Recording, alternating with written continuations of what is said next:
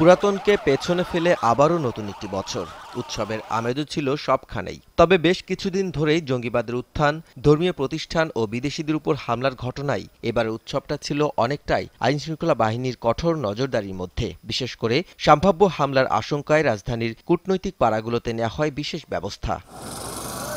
বসানো হয় র্যাব ও পুলিশের বিশেষ চেকপোস্ট। কূটনৈতিক পাড়াগুলোতে অবস্থান নেয় র্যাবের বোম ডিসপোজাল ও ডগ স্কোয়াডের বেশ কয়েকটি ইউনিট। রাতে রাজধানীর গুলশান এলাকার নিরাপত্তা পরিস্থিতি ঘুরে দেখেন র্যাব মহাপরিচালক বেনজির আহমেদ।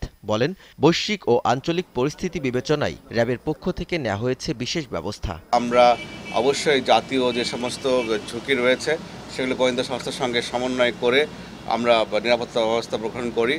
আর আপনাদেরকে আমি এটাও বলতে চাই যে আমাদের নিরাপত্তা ব্যবস্থা কিন্তু শুধুমাত্র আমাদের ইন্টারন্যাশনাল বর্ডারের মধ্যে সীমাবদ্ধ নয়। পরে নিরাপত্তা পরিস্থিতি পর্যবেক্ষণে আসেন ডিএমপি কমিশনার। নিরাপত্তা হুমকি না থাকলেও পুরো রাজধানী জুড়ে সতর্ক অবস্থানের কথা জানান তিনি।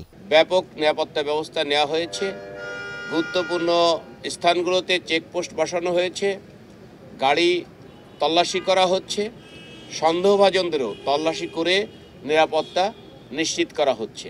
যে কোনো ধরনের হুমকি মোকাবেলায় আইনশৃঙ্খলা বাহিনী প্রস্তুত বলেও জানান তিনি। দাউদ খান, নিউজ 9, ঢাকা।